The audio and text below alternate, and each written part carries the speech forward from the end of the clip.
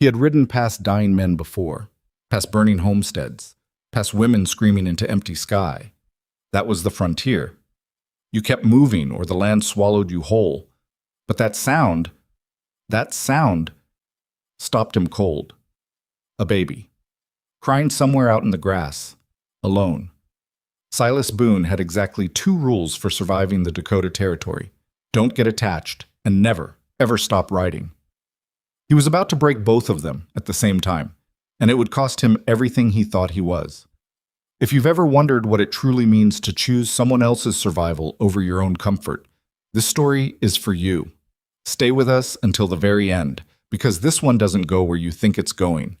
And if these kinds of stories move you, the raw, ugly, beautiful ones about ordinary people doing extraordinary things, hit that subscribe button right now and join our family. You will not want to miss what's coming next.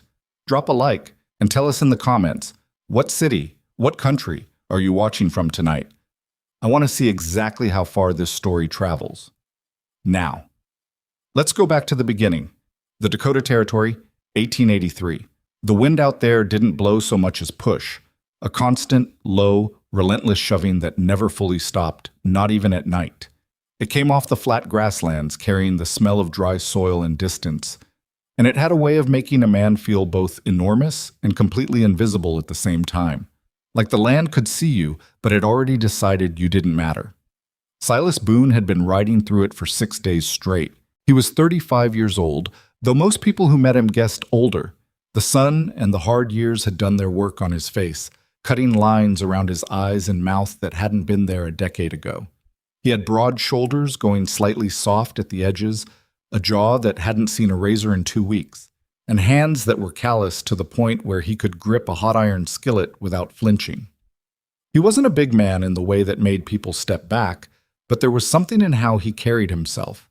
Quiet, deliberate, always slightly angled toward the nearest exit. That made strangers instinctively give him room. He was riding toward Millhaven, not because he had business there exactly, more because he'd run out of reasons to stay anywhere else. That was the shape of his life in those years, moving. He'd done work he was proud of and work he wasn't. He'd guided wagon trains, tracked stolen horses, hauled freight through mountain passes that had killed better men. He'd also spent 14 months in a Wyoming jail for a fight he'd started and a debt he'd refused to pay, and he carried that the same way he carried everything, quietly and without much visible regret. The gelding beneath him, a big brown animal he called Tucker for no particular reason, plodded steadily through the afternoon heat. Silas had his hat pulled low and his eyes half closed against the glare when he heard it. He thought at first it was a bird, some kind of hawk maybe, calling somewhere off to the south. Then it came again, and his stomach did something strange. It wasn't a bird. He pulled Tucker to a stop. The sound drifted across the grass, thin and high and desperate, the sound of something very small working very hard just to be heard. It stopped, started again, stopped. Silas sat there for a long moment with his hands resting on the saddle horn, staring south at the flat, golden-brown grass bending in the wind. Nothing moved, no wagon, no smoke, nothing. Keep riding, he told himself. It's not your problem. He'd said that before plenty of times, and it had mostly been the right call. The frontier was full of things that weren't your problem. You couldn't save everybody. You couldn't save most people. Sometimes you couldn't even save yourself. He turned Tucker south. He found them about a quarter mile off the trail, down in a shallow depression in the earth that you wouldn't have noticed unless you were looking straight at it. The grass had been beaten flat around a spot where a small fire had clearly burned down to cold ash sometime in the past day or two. There was a canvas satchel, half open, its contents spilled across the dirt. A tin cup, a folded dress, a small leather-bound book with a broken spine.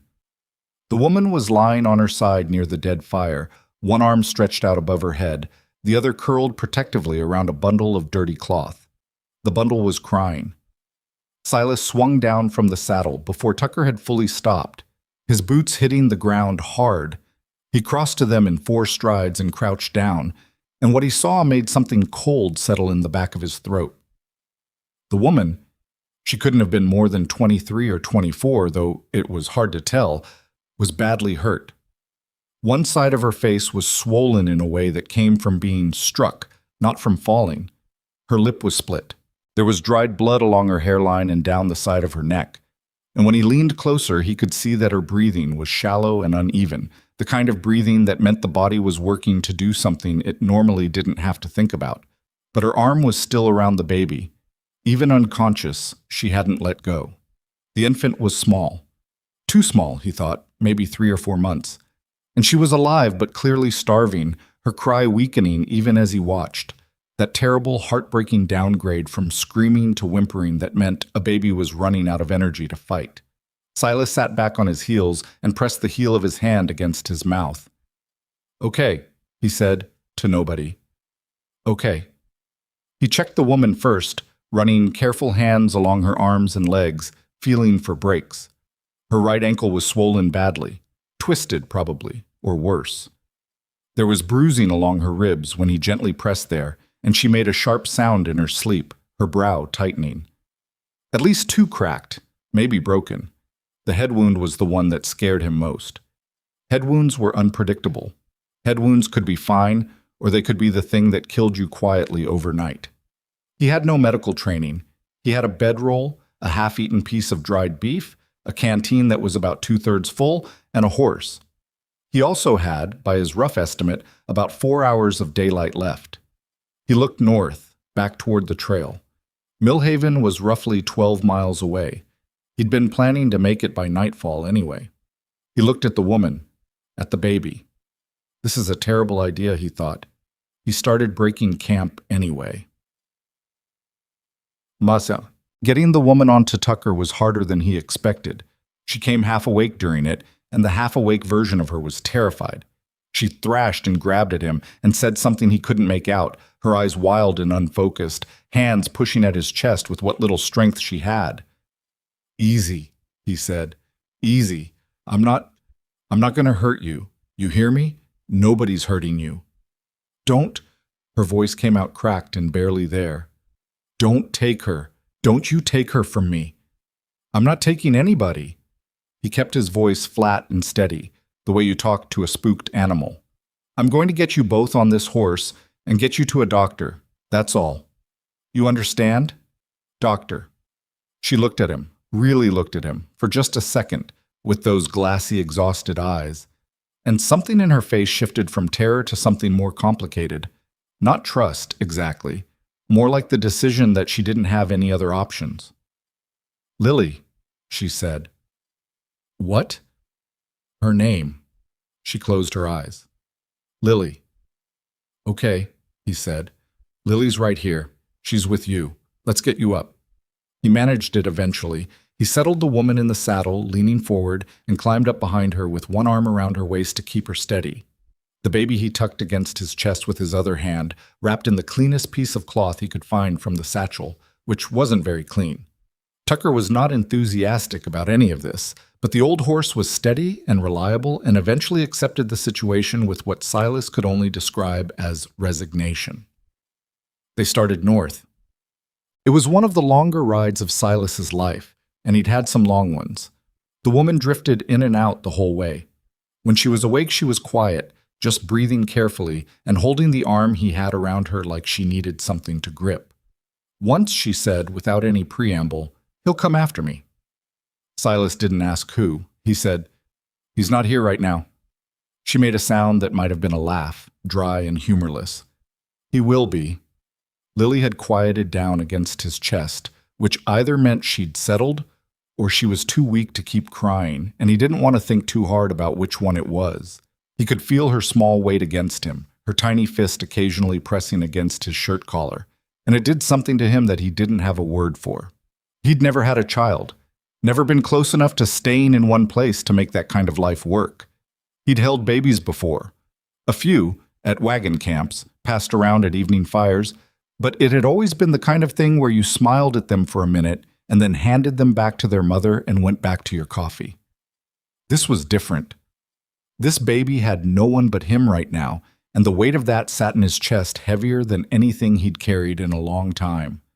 The sun was getting low and painting everything orange when the first buildings of Millhaven appeared on the horizon, and Silas let out a breath he'd been holding for most of the last 2 hours. But Millhaven was not much to look at. It was the kind of frontier town that existed not because anyone particularly wanted to be there, but because it was where the road went and the water was close enough to be practical. 2 main streets crossing each other. A saloon, a livery, a dry goods store. A church that doubled as a meeting hall, a handful of houses in varying states of completion. About 200 people, if you were being generous. But it had a doctor. Dr. Elias Murrow was 61 years old and had been practicing medicine on the frontier for 30 years, which meant he had seen more bad things than most men who'd lived twice as long.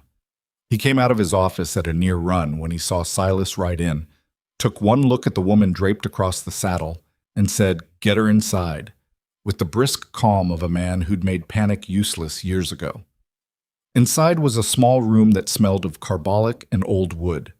Dr. Murrow had the woman off the horse and on a cot inside 2 minutes, and was already examining her head wound while calling instructions over his shoulder to his wife, Agnes, who appeared from somewhere in the back with water and clean cloth and an expression of efficient concern. "You her husband?" Murrow asked, without looking up. "No," Silas said. "Found her out on the prairie, about 12 miles south." "Alone?" "With the baby." Murrow glanced at Lily, still in Silas's arms, and his expression tightened briefly. "Agnes," he said. "The baby first." Agnes Murrow took Lily from Silas's arms with practiced hands, and the absence of that small weight was strange. Silas actually looked down at his empty arms for a second, which was not something he would have expected of himself. He stepped back and stood near the door with his hat in his hands while the doctor worked. The woman, he still didn't know her name, came more fully awake during the examination, and it was clearly not a pleasant experience. She clenched her teeth against sounds she was trying not to make, and her hands gripped the edge of the cot so hard her knuckles went white. But she didn't cry. Not once. Just breathed through it with a grim, practiced endurance that told Silas this was not the first time she'd been hurt and had to stay quiet about it. After maybe 20 minutes, Dr. Murrow stood up straight and stretched his back. "Concussion," he said, to Silas rather than to her, which was a habit that Silas found somewhat irritating. "Cracked ribs. 3 of them, I think, maybe 4. Ankles badly sprained, not broken. She needs rest, fluids, and about 2 weeks of not doing anything strenuous." He paused. "She's lucky you found her when you did. Another night out there in that state?" He shook his head. "Baby?" Silas asked. "Hungry, otherwise fine." Murrow looked at him with the straightforward appraisal of a man who took quick stock of people. "You passing through?" "Was planning to." The doctor looked at the woman on the cot. "She's going to need somewhere to stay, and someone to pay for it. I don't run a charity, Mr. "Boone," Silas said. "Silas Boone." He reached into his coat and pulled out a folded piece of money, more than he'd planned to spend in Millhaven, considerably, and set it on the doctor's examination table. "That cover a week?" Murrow looked at the money. "It covers 2. "Good." Silas put his hat back on. "Then I'll figure out the rest before then." He turned to go, and the woman on the cot said, "Mr. Boone?" He stopped. Her voice was rough and tired, and she was lying flat and could barely move, and she still managed to say it like she meant it. "Thank you." He stood there for a second with his hand on the doorframe, not quite looking at her. "Don't thank me yet," he said. "You said someone was coming after you." A beat. "Yes," she said. "Then we'll deal with that when we get to it." He went out into the evening. Behind him he could hear Agnes Murrow cooing softly to Lily, and the baby beginning very slowly to quiet. He stood on the boardwalk outside the doctor's office and looked up at the first stars appearing in the darkening sky and thought about 12 miles of empty prairie and a woman who'd said, "He'll come after me," like it was a fact of nature, not a threat. His plan had been to spend one night in Millhaven, resupply, and ride on. He looked down at his boots, then out at the street, where the saloon was starting to fill up, and someone was playing a badly tuned fiddle inside. Worst decisions I ever made, he thought to himself, always sounded exactly like this. Then he went to find the livery, to make sure Tucker had feed for at least a few nights. The name on the doctor's register read, Clara Ashcroft. Silas learned that the morning after, when Agnes Murrow mentioned it in passing while handing him a cup of coffee at their kitchen table. He'd spent the night at the rooming house across the street, a narrow cot, a thin blanket, and the kind of dreamless sleep that comes not from peace, but from pure physical exhaustion. He'd been up before dawn, washed his face in cold water, and found himself at the doctor's door before he'd made any conscious decision to go there. He wasn't sure what that meant. He chose not to examine it too carefully. "She's awake," Agnes said. She was a small woman with gray hair pinned up and a practical face that didn't waste expressions on things that didn't earn them. "Has been since early. She asked about you." "About me?" "Asked if you were still in town." Agnes looked at him over the rim of her own cup. "I told her I didn't know." "What'd she say?" "Nothing, just nodded." Agnes set her cup down. "She doesn't talk much, but she's not what I'd call calm either. There's a difference between quiet and held together by a thread, and she's the second kind." Silas drank his coffee and looked out the window at the street, which was just starting to stir. A man leading a mule past, a woman shaking a rug from a second-story window down the block. "The baby all right?" he asked.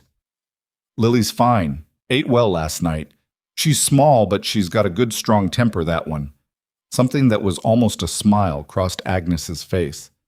She screamed at Elias for a solid 10 minutes when he tried to examine her. He deserved it. Silas left the coffee half-finished and went across to see them. Clara was sitting up when he came in, which already looked like an improvement from the night before, though the improvement was relative. The bruising on the side of her face had darkened overnight the way bruising did, settling into purples and greens that looked worse than they were. Her ribs made every breath a small, deliberate negotiation.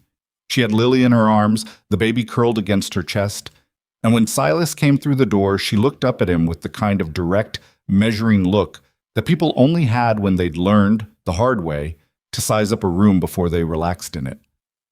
"You're still here," she said. "Seems like it." He pulled the chair from the corner and sat down without being invited, which was rude but also just practical. Standing in doorways was for conversations you planned to end quickly, and he didn't think this one would be quick. She watched him do it without any particular reaction. "How are the ribs?" he asked. "They hurt." "Doc say how long?" "Weeks." She looked down at Lily. "I don't have weeks." "You might not have a choice about that." Her jaw tightened. There was something in her face when she did that, a familiar set to it, like it was a muscle she'd learned to control through a great deal of practice. "You don't know anything about what I have a choice about?" "No," he agreed. "I don't. That's why I'm sitting here instead of writing out." She looked at him again. The measuring look, slower this time. Outside, someone was hammering something, and the fiddle from the saloon the night before had apparently been replaced by someone's argument, muffled and distant through the walls. "You said last night that we'd deal with it," Clara said. "The person coming after me." "I remember." "That was... You didn't have to say that. You'd already done more than..." She stopped, swallowed carefully, which clearly cost her something in terms of her ribs. "You don't owe me anything, Mr. Boone." "I'm aware of that." "Then why are you still here?" Silas thought about it for a second, not because he didn't have an answer, but because he wanted to give her a real one instead of a comfortable one. "Because you've got a 4-month-old baby and 3 cracked ribs and someone coming after you," he said. "And because you said he'll come after me like you'd been saying it to yourself for a long time, like it was just something you'd accepted." He paused. "I don't like that." Claire was quiet for a moment. "His name is Edmund Ashcroft," she said. "My husband." There it was. The thing behind the held-together quiet, the practiced jaw, the measured looks. A husband. "How long?" Silas asked, because sometimes that was the right question, and sometimes it wasn't, but he asked it anyway. 3 years married, 2.5 of those... She stopped again, looked down at Lily. "Lily's 4 months. He started before that, but Lily made it worse. He wanted a son." Her voice was completely flat when she said it, the flatness of someone who'd cried about something so many times that the crying had worn a smooth groove and the emotion had slid out the other side into something quieter. He said it was my fault. Silas had nothing useful to say to that, so he didn't say anything. He's not a poor man, Claire continued. He owns land, a lot of it, east of Harrow Creek. He knows people, judges, sheriffs, men who owe him favors. She finally looked up. When I left, I knew what I was doing. I knew how it would look. A wife taking a man's child and running? The law doesn't see that kindly, Mr. Boone. Not out here. The law sees property. You're not property. No. But Lily is, in the eyes of the territory. Something sharp moved across her face. He doesn't even want her. He wants to win. Silas sat with that. He'd known men like Edmund Ashcroft, not that specific man, but that specific shape of man, the kind who didn't love things so much as they possessed them, and who treated the loss of possession as a personal insult that required a violent correction. The frontier had its share of them. Any place with easy money and weak law had its share of them. How far behind you is he asked. I don't know. I left 12 days ago. I had a horse, but it threw a shoe 2 days out, and I couldn't. She stopped. He could see her going back through it in her mind, recalibrating the telling against whatever the reality had actually been. I was on foot for 6 days. That's why. She gestured at herself. The bruises, the ribs, all of it. Not from Edmund, then. Not all of it, anyway. The face, he said carefully. The last night before you found me, I fell. In the dark. She said it plainly, not defensively. I was trying to cover ground at night to stay off the main trail, and I went down a bank I didn't see. Hit my head on something. She paused. The face is Edmund. Silas nodded once.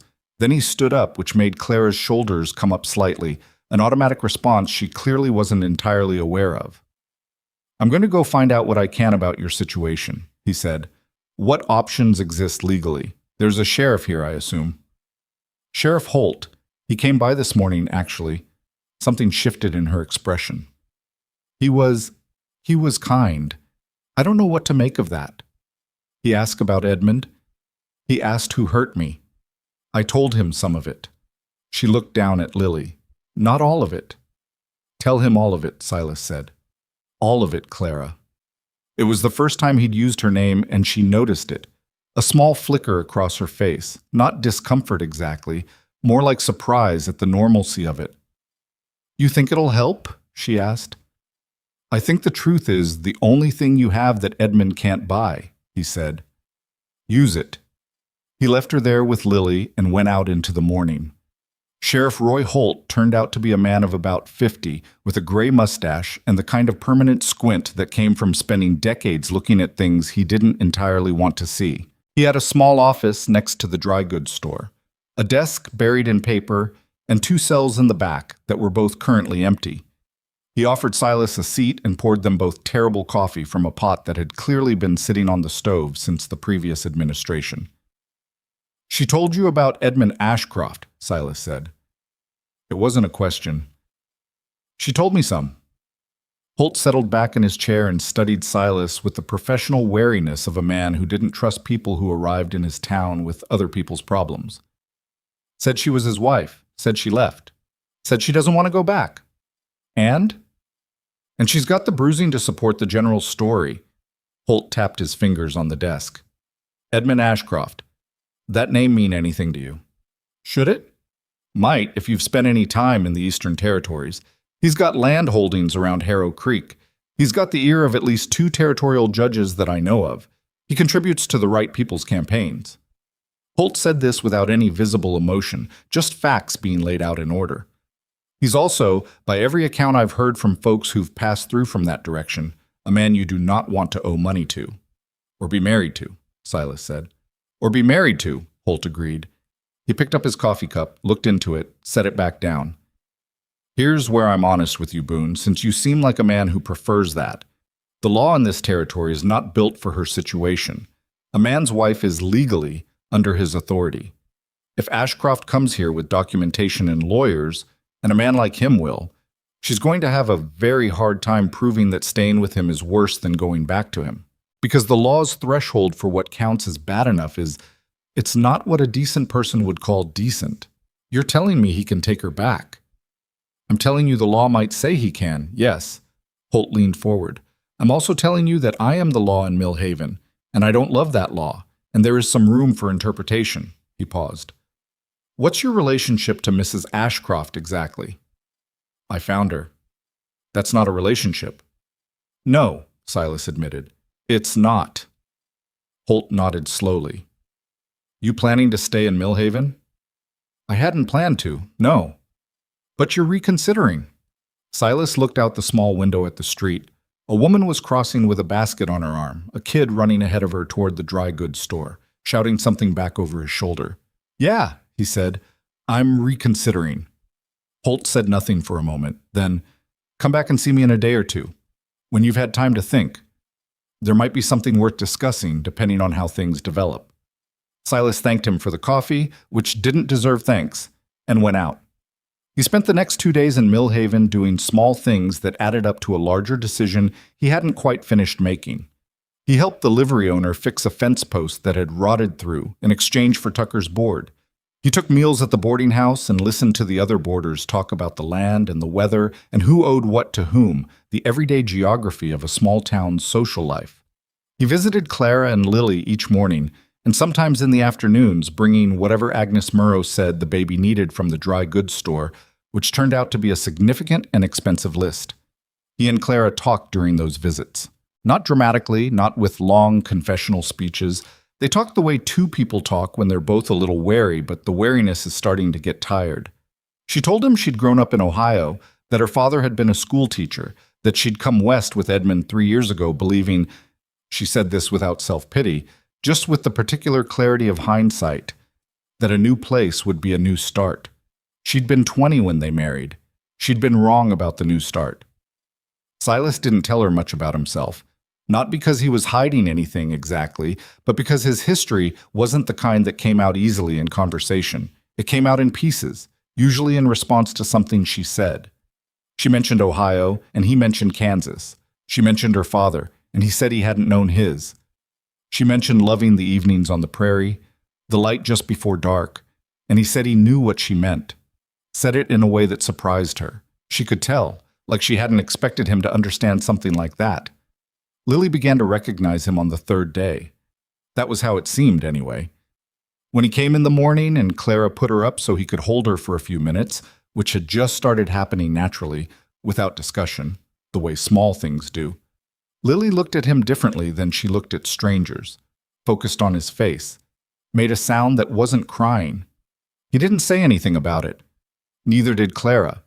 But she watched him holding the baby with an expression he couldn't quite read, something careful and complicated, the look of someone trying to assess something that didn't fit any of the existing categories. It was the evening of the fourth day when Clara told him the rest of it.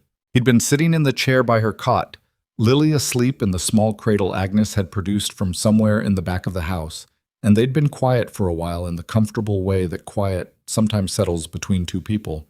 And then Clara said, "He broke my arm once." Silas kept his face neutral. He'd learned already that she didn't want visible reaction. That visible reaction made her feel like a spectacle.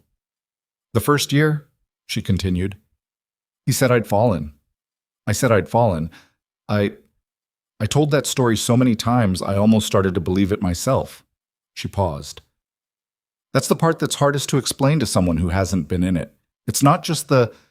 She touched her face lightly, fingers along the bruising. "It's how you learn to explain it away. To yourself, even. Because the alternative is admitting that your life has become something you don't know how to leave." "But you left," Silas said. "I left when I realized he would do it to Lily." Her voice changed on the baby's name, got quieter and harder at the same time. "He grabbed her once when she was crying. He grabbed her, and I saw his face and I knew. After that I was just waiting, saving small amounts from the household money, planning the route." She looked at the cradle. "I wasn't going to wait until he had a reason." Silas looked at his hands. There was a particular kind of anger that didn't run hot. It ran steady and cold instead, and it was harder to manage than the hot kind because it didn't burn itself out. He was feeling that now, had been feeling it incrementally since he'd seen the bruising on her face that first evening. It had built quietly across 4 days of visiting and talking and holding the baby and hearing piece by piece the shape of the life she'd escaped. "He'll come here," Clara said. It wasn't a question or a fear exactly, just a fact she was stating, the same way she'd said it out on the prairie. "He'll come with lawyers and papers and people who owe him, and he'll want to take Lily back, not because he loves her, but because she's his and I'm his, and that's how he sees it." "I know," Silas said, "and I don't know what I can do about it." She said this without falling apart, which he was coming to understand was a particular kind of strength, not the absence of fear, but the decision to keep functioning inside it. The sheriff was kind, but kind isn't the same as able. Silas was quiet for a moment. Then he said, "I went back to see Holt yesterday." She looked at him. "We talked for a while." He shifted in the chair, not quite sure how to say what he needed to say, which was unusual for him. He generally said things directly or not at all. He laid out what options exist, what the law allows, what it doesn't. He paused. He had one idea it's not a simple idea. "Tell me." He said that if your circumstances changed, legally, before Edmund gets here. He watched her face carefully. "A divorced woman or a widow? That's one kind of legal situation. But a married woman, even one who's run, the law still sees her as Edmund's." "I know that." "But a woman who's already legally married to someone else," Silas said, "that's a different situation. Edmund can't claim a wife who already belongs on paper to another man. The territory would have to sort out which marriage supersedes which. And Holt thinks, given the circumstances, the documented abuse, the fact that you fled for your life, a sympathetic judge would recognize the second marriage and work to annul the first." Clara stared at him. The room was very quiet. Lily shifted slightly in the cradle and made a small sound and then went still again. "You're talking about me marrying someone," Clara said slowly. "Yes. You're talking about me marrying you. If you were willing." He said it plainly, not with any performance attached. "It's not, I know what it sounds like, and I know we don't know each other, not really. But the thing is, I don't have anything pulling me anywhere else right now, and you need something that the law will recognize, and Lily needs—" He stopped. "I'm not asking you to feel anything about it that you don't feel. I'm asking if it would help." Clara looked at him for a long time without speaking. He could see what was happening behind her eyes. Not the deliberation of someone choosing between two good options, but the more complicated calculation of someone who'd learned not to trust anything that looked like help, who'd learned that people who said they wanted to help often wanted something back, who'd been 20 years old and believed in new starts, and had been badly wrong about it. "Why?" she asked finally. "And I want the real answer, not the decent one." Silas thought about it. "When I found you," he said, "you still had your arm around her. You were barely breathing, and you still had your arm around her. I don't know exactly why that matters as much as it does to me, but it does." He paused. "And I've been on the wrong side of powerlessness before, of being in a situation where the law or the money or the influence is all stacked the other way. I know what that feels like, and I don't—" He stopped, started again. "I don't like the idea of Edmund Ashcroft walking into this town with his lawyers and his influence and just taking her back because the paper says he can. It's wrong. I can do something about it being wrong, so I should." Clara was quiet for so long that he started to think she was going to say no. Then she said, "You'd have to stay, in Millhaven, at least long enough to make it look real." "I know. The sheriff would be involved. Holt would have to know the full truth of it. He already does, more or less." Another silence. She looked down at Lily, who had come half awake in the cradle and was staring up at the ceiling with the unfocused, serious expression babies had. "Edmund will find out," Claire said. "He'll be furious." "I expect so. He's dangerous when he's furious." "I expect that too." She looked at him. That measuring look again, the one she'd given him on the first morning. But this time it was different, because she'd had 4 days to compile evidence, and whatever the evidence was adding up to, it seemed to be doing something she hadn't planned for. "This is a terrible idea," she said. "Yeah," Silas said. "I've had a lot of those." Something moved across her face that was the closest she'd come to a real smile. Not warm, exactly, not yet. Too guarded for that. But genuine. A small, tired, almost smile that lasted only a second before it retracted. "I'll think about it," she said. "Take your time." He stood up and she said, without looking at him, "Silas." He stopped. "No one will take her," she said, quietly, testing the words like she was trying to figure out if she was allowed to believe them yet. "That's what you said." "Yeah." "Did you mean it?" He stood in the doorway of the doctor's office in Millhaven on a cool September evening, with the stars coming up outside and the sound of the town settling into nighttime quiet, and he thought about 12 miles of dark prairie and a woman who'd walked 6 days on a twisted ankle and still had her arm around her daughter at the end of it. "Yeah," he said, "I meant it." He meant it the way you mean something when you've already made the decision your mouth is about to catch up to. Not impulsively, not without understanding the cost, but with the particular certainty of a man who'd spent 35 years moving away from things and had finally found something he didn't want to ride away from. He went back to the boarding house, lay on the cot in the dark, stared at the ceiling. Down the street, in the doctor's office, Clara held Lily against her chest in the quiet and thought about what it meant to trust someone again, about all the ways that had gone wrong before, about the man who'd sat in the chair by her bed for 4 days bringing things she needed without being asked, who'd told her the truth. When a comfortable lie would have been easier, who'd said no one will take her and looked like he meant it. She thought about Edmund, too, about the particular expression on his face when he was angry, that cold, controlled fury that was somehow worse than screaming, and about the fact that she knew, with complete certainty, that he was already moving. He was coming. He would arrive in Millhaven with his lawyers and his favors and his money and his certainty that the world owed him whatever he wanted. Clara looked down at Lily's sleeping face. Then she made a decision that scared her more than 6 days alone on the prairie, more than the dark bank she'd fallen down, more than the moment she'd watched Edmund's face when he picked up her daughter. She decided to trust someone. They were married on a Thursday morning, 10 days after Silas carried Clara and Lily into Millhaven. It was not a romantic occasion. There were no flowers. Clara was still moving carefully because of her ribs, and she wore a dress borrowed from Agnes Murrow that was slightly too long in the hem and slightly too wide in the shoulders, and Silas wore the cleanest shirt he owned, which was not very clean. Sheriff Holt stood as witness, along with Agnes herself, who had apparently decided somewhere in the preceding 10 days that she had a personal stake in this situation, and nobody had asked her, but she was involved now. The man who performed the ceremony was a justice of the peace named Gerald Pruitt, who was 70 years old and had married so many frontier couples under unusual circumstances that he'd stopped asking questions about the specific nature of the unusual.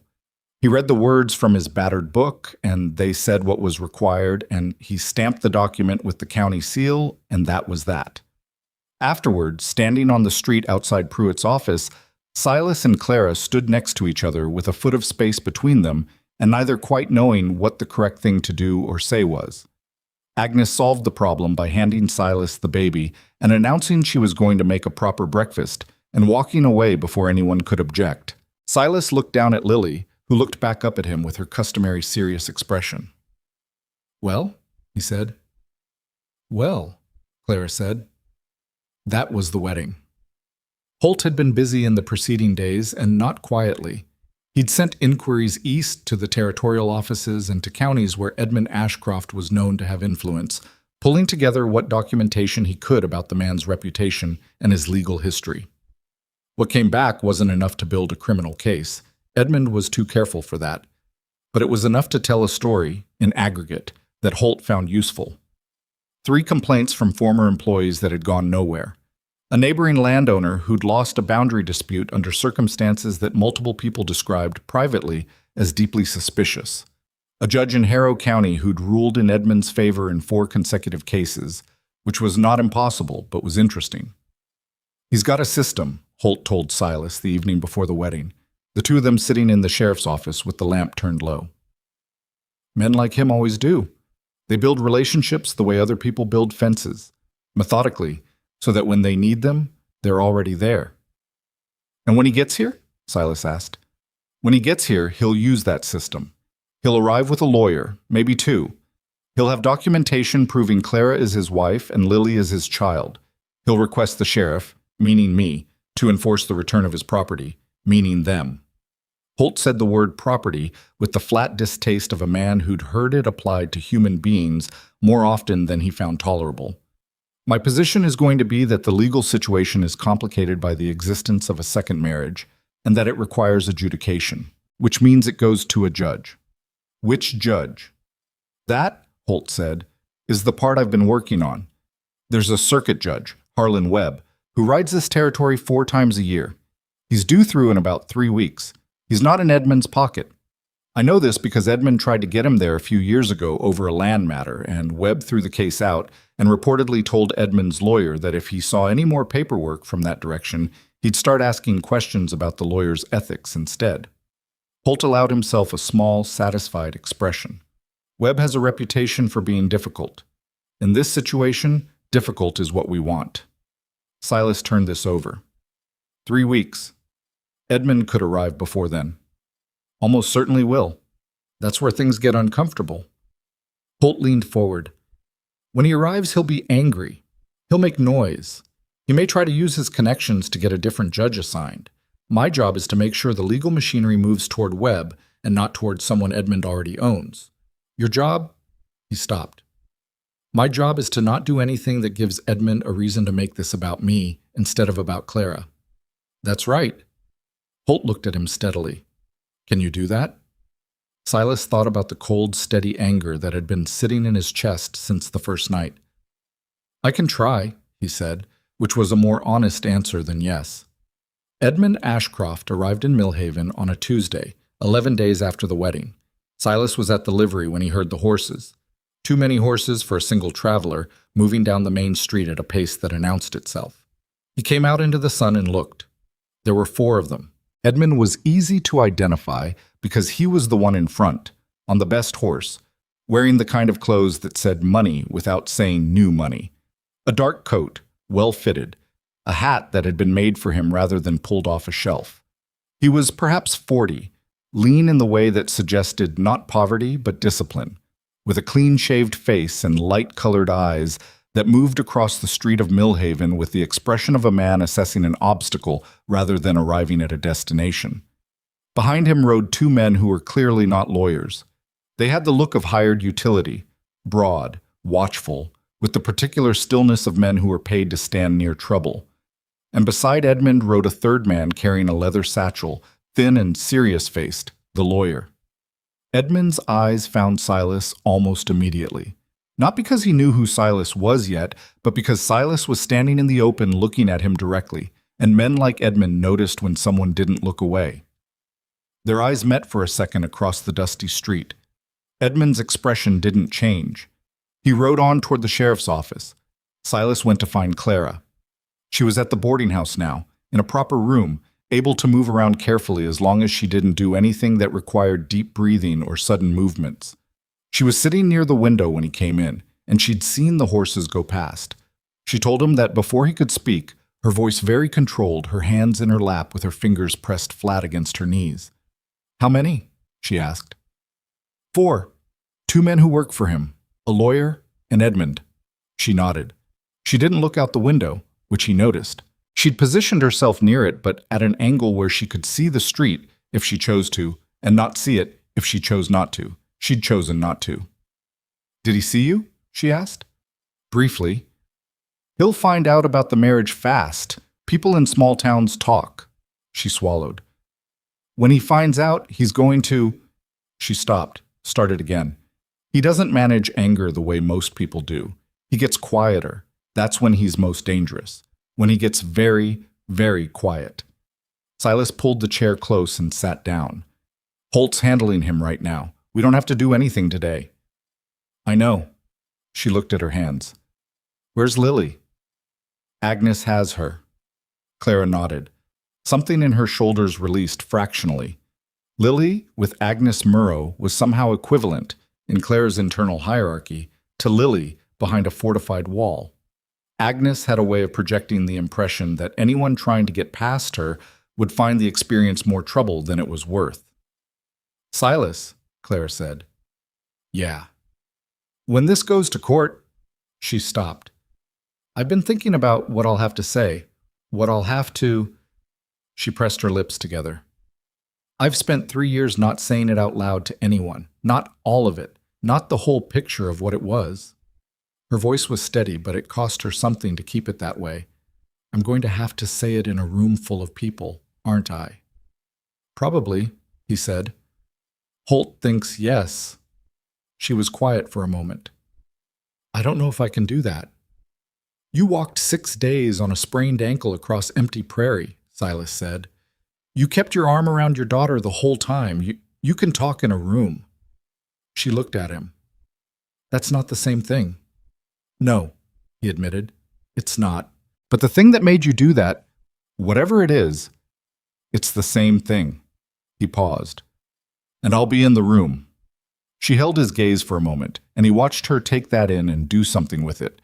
File it somewhere useful, where she could reach it later. Okay, she said. The next 10 days were a particular kind of tense. Edmund stayed at the saloon, which was the only establishment in Millhaven with rooms large enough for a man of his apparent standards, and he made his presence felt in the way that men with money and influence made their presence felt in small towns. Conversations at the dry goods store, drinks for people in the saloon, the quiet accumulation of goodwill from people who didn't know enough to be wary of it. His lawyer, whose name turned out to be Garfield Morse, filed paperwork with Sheriff Holt within 24 hours of their arrival, formally requesting the return of Clara Ashcroft and the infant Lily Ashcroft to their legal guardian and husband. Holt accepted the paperwork, thanked Morse politely, and informed him that the matter had legal complications requiring judicial resolution and that Judge Harlan Webb would be through in approximately 10 days. Morse, Holt reported to Silas afterward, had not taken this well. He cited 3 precedents, Holt said with a kind of dry amusement. All of them legitimate, all of them supporting Edmund's position under normal circumstances. He's good, I'll give him that. And? Silas asked. And I told him that the circumstances were not normal, that a second marriage had been legally registered with the county, and that I was not in the business of making decisions that belonged to a judge. Holt paused. Then Edmund came in. Silas looked at him. What happened? He was very calm, Holt said. Very polite. He sat down in that chair. Holt nodded at the chair across from his desk, and he told me in very pleasant terms that he understood the legal complexity, that he respected the process, and that he wanted me to know he was willing to be patient. Holt's mouth tightened slightly. Then he mentioned that he was personally acquainted with the territorial governor and hoped that Millhaven was happy with its current level of federal funding. There it was, the system, applied. You're not worried? Silas asked. I'm the kind of worried that makes me stubborn, Holt said. So functionally, no. The other thing that happened in those 10 days was harder to name. Silas had taken a room at the boarding house, in the interest of appearances, as he and Clara had carefully framed it to themselves and each other, and they shared meals in the common room downstairs, and spent evenings on the narrow porch while Agnes took Lily through the complex and apparently endless series of exercises Agnes considered essential for infant development, which seemed to mainly consist of making faces at her and singing old songs in a low voice. The framing of appearances was practical, and both of them knew it. What was less easy to frame was the fact that the evenings on the porch had become the part of Silas's day he looked forward to most. Clara would sit with her feet tucked under her, and sometimes they talked and sometimes they didn't, and the not talking had become comfortable in the specific way that not talking is only comfortable when the other person's silence is company rather than absence. She asked him once, on the 5th evening, about the Wyoming jail. Not in an accusing way. She'd heard it mentioned in passing by one of the other boarders who'd apparently crossed paths with Silas somewhere in the past, and she asked him about it the way she asked about most things. Directly, without cushioning, because she'd learned that cushioning things was usually about making the asker comfortable rather than getting the real answer. He told her about it. The whole thing, the debt, the fight, the 14 months, he didn't dress it up. She listened without interrupting. When he was done, she said, Do you regret it? The fight or the time? Either. He thought about it. The fight, sometimes. The time. No, it straightened some things out in my head that needed straightening. She nodded like this made sense to her. Then she said, I think you're a better man than you let people believe you are. He didn't know what to do with that, so he looked out at the street and didn't say anything, and she seemed to understand that the silence was the response. Edmund made his first direct move on the 7th day. He appeared at the boarding house in the afternoon, unannounced, with Morse beside him and one of the 2 men standing back near the gate. He asked the woman at the desk to inform Mrs. Ashcroft that her husband was here. Silas was in the common room when this happened, which was not a coincidence. He'd been making a point of being somewhere visible in the boarding house during the afternoon hours, because he'd expected something like this. He went to the desk before the woman could go upstairs. She's not available, he said. Edmund turned to look at him, and Silas had the experience of being examined that he imagined small, interesting insects felt under a magnifying glass. Those light-colored eyes moved over him with an absence of heat that was more unsettling than anger would have been. You're Boone, Edmund said. That's right. The man who married my wife. The man who married his wife, yes, Silas said. Clara Boone. You might know her by a different name. Something moved through Edmund's eyes. Not quite rage, more the precursor to it, the intake of breath before the storm. And then it was gone, controlled, replaced by that pleasant, measured calm. I'd like to speak with her, Edmund said, as a courtesy, before this becomes a legal proceeding. I don't think that's something she wants, Silas said, and I think that's something you already know. She's confused, Edmund said, and the way he said it, patient, explanatory, like he was discussing a child, made the cold anger in Silas's chest flare briefly before he put it down. She's been through an ordeal. She's not thinking clearly. I'd like the opportunity to... She walked 6 days across the Dakota prairie to get away from you, Silas said, keeping his voice level.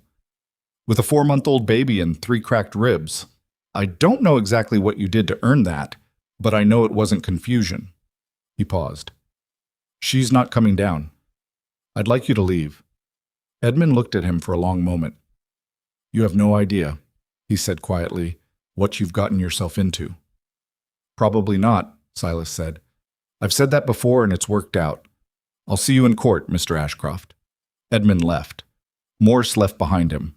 The man at the gate gave Silas a flat, professional look and then left too. Silas stood at the desk for a moment, listening to his own heartbeat settle. The woman at the desk, Mrs. Pell, who ran the boarding house with the brisk efficiency of someone who'd seen every variety of human drama and been impressed by approximately none of it, looked at him and said, You want coffee? Yeah, he said. I think I do. Clara had come halfway down the stairs during the exchange. He hadn't known that until he turned around and saw her standing there, one hand on the banister, her face very still. She'd heard most of it. You all right? He asked. He called me confused, she said. I know. He's been calling me confused for 3 years. Her jaw had that familiar set to it. Every time I said something he didn't like, every time I disagreed, every time I pushed back on anything, he was patient about it, like you're patient with someone who doesn't understand. And eventually you start to... She stopped. You start to hear it in your own head. You're not confused, Silas said. No. She came down the last few stairs. I'm very, very clear. Judge Harlan Webb arrived on a Wednesday 3 days later, on a horse that looked as road-worn as he did. He was 60-something, heavy-set, with a white beard trimmed close, and the kind of unhurried manner that came not from ease, but from decades of not seeing the point in rushing. He met with Holt the evening he arrived, and with Morse in the morning, and he set the hearing for Friday. 2 days. Silas spent one of those days with Clara going over what she would say, not scripting it. He was clear about that, and so was Holt, who sat in for part of it, but making sure she'd thought through the full account and was prepared to say it in order, without the kind of gaps that a good lawyer could reach into and pry apart. She was thorough. That didn't surprise him. She'd been thinking about this clearly for longer than he'd known her, had been assembling the facts of her own life into something she could present to another person without falling apart, which was its own kind of long, private work. The broken arm. The other times that hadn't left marks a doctor would document. The incident with Lily. The months of planning, of counting coins from the household money, of working out the route. When she'd finished laying it out, she looked at Silas and said, "Is it enough?" "Tell it exactly like that," he said. "Every word." Holt nodded. "The bruising on your face is still visible, Mrs. He caught himself. "Mrs. Boone. That's going to matter to Webb. He's going to look at you and see what we're talking about." The hearing was held in the meeting hall, the church doubling for secular purposes again, because there was nowhere else in Mill Haven with enough space. By Friday morning, what felt like most of the town's 200 residents had found reasons to be in the vicinity. Some of them were inside. The rest were outside the open windows, which on a warm September morning were all pushed wide. Edmund sat at one table with Morse. Silas and Clara sat at the other, with Holt nearby. Lily was with Agnes, who had declined to bring her on the reasonable grounds that courtrooms were no place for infants, and she wasn't going to change her mind about that regardless of what anybody said. Judge Webb sat at the front behind the town's one good table, which someone had pushed up onto the small stage where the choir usually stood. He looked out at the assembled crowd without any visible reaction, then looked at his papers. "This is a hearing to determine the legal status of one Clara Ashcroft, née Whitfield, and the infant Lily Ashcroft, with respect to competing claims of legal authority," he said. His voice was flat and carrying and wasted no energy on performance. "We'll hear from Mr. Morse for the petitioner first. Then we'll hear from the other side. I'll ask questions when I have them. If anyone in this room makes noise I haven't invited, I'll have them removed. We clear?" A murmur of assent. Someone outside the window shifted on the boards. Morse was good. Silas had expected that, but sitting across from it was different from being warned about it.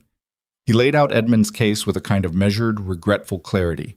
The legal marriage, properly documented, the child, Edmund's by law. The apparent flight of a wife who had, by her own admission, taken the child without the husband's knowledge or consent. He used the word confused twice. He cited the precedents he'd cited to Holt. He spoke about Edmund's record as a landowner, as a community figure, as a man of standing. Edmund himself sat very still through all of it with his hands folded on the table, and Silas watched him from the other table the way you watched something you didn't trust to stay in one place. Then Webb said, "Mr. Morse, I want to ask your client a question." Morse started to object, and Webb looked at him once, and Morse stopped. "Mr. Ashcroft," Webb said, "your wife left your household on foot, with a 4-month-old infant, and traveled alone across the Dakota Territory for 12 days, 6 of them, apparently, without a horse. The woman sitting across from you has 3 cracked ribs and bruising on her face that a doctor in this town has documented." He paused. "I'd like you to explain to me, in plain language, what kind of home a woman walks 12 days through the prairie to escape from." The room was very quiet. Edmund unfolded his hands on the table. He straightened slightly. When he spoke, his voice was as pleasant and measured as it had been in the boarding house, and somehow that was the most damning thing about it, that he could sit in front of a room full of people and a judge who'd just laid out what had been done to his wife and managed to stay that calm. "My wife has struggled," Edmund said, "with instability. I have done everything in my power to provide for her and for our daughter. The marks she carries are the result of her own—" "I'm going to stop you there," Webb said. Edmund stopped. "I've been doing this for a long time," Webb said. "I've seen a lot of men explain their wives' injuries. I know what that explanation sounds like." He turned to Clara. "Mrs.—" He checked his papers. "Mrs. Boone, I'd like to hear from you." Clara stood.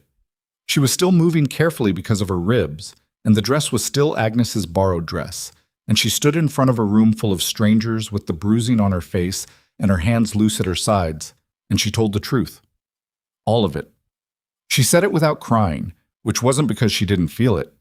Silas could see what it cost her, in the particular stillness she held herself with, the controlled breathing, the way she occasionally paused and simply waited until she could continue.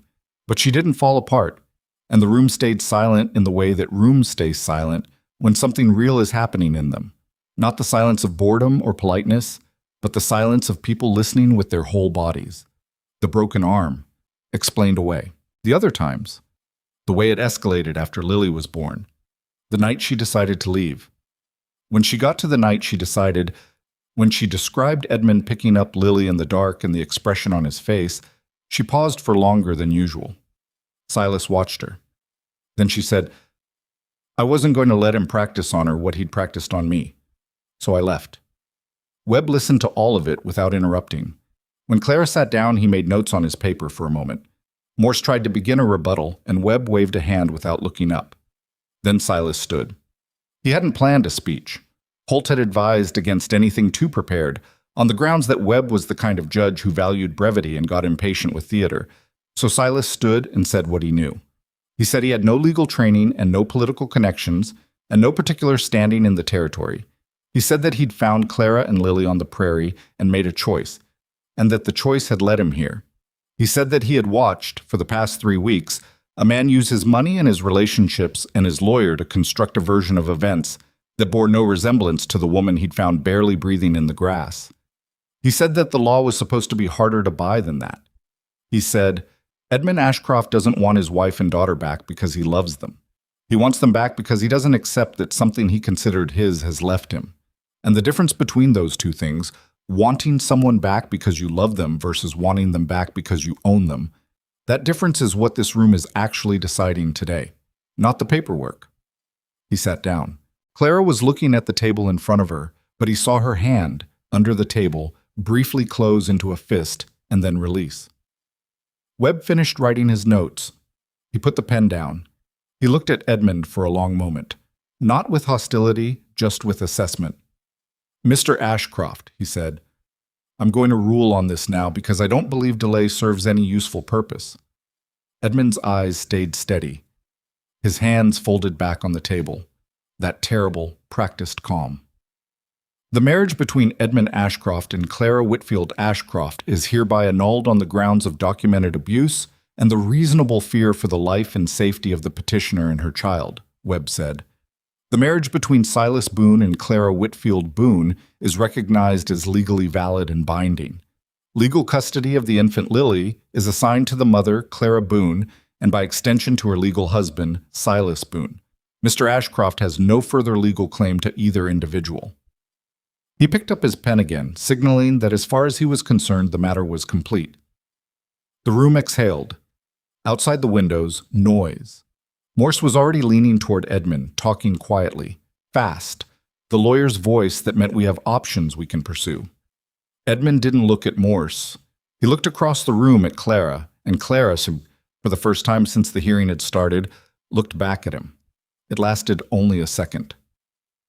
Edmund's face was a controlled surface, as always, but under it, and Silas could see it, and he suspected Webb could see it too, was something that wasn't grief and wasn't love, and wasn't even anger exactly. It was the particular expression of a man who had believed the world was organized around his claim on things, confronting the possibility that it was not. Then Edmund looked away. He stood, straightened his coat, exchanged a word with Morse, and walked out of the meeting hall with the 2 hired men behind him. No scene, no raised voice, just the measured, deliberate exit of a man who was recalculating rather than conceding. Clara was shaking. Silas didn't notice it at first because she was still sitting straight, still composed on the surface. But when he put his hand on the table next to hers, he felt it, a fine, continuous trembling running through her that had nothing to do with cold. "You're all right," he said quietly. "I know," she said. Her voice was steady. I need a minute." "Take it." Around them, the room was becoming noise and movement, people talking, Webb already speaking with Holt near the front. Clara sat in it and breathed, carefully, against her ribs, and let the minute pass. Then another. Then she said, "He's going to do something."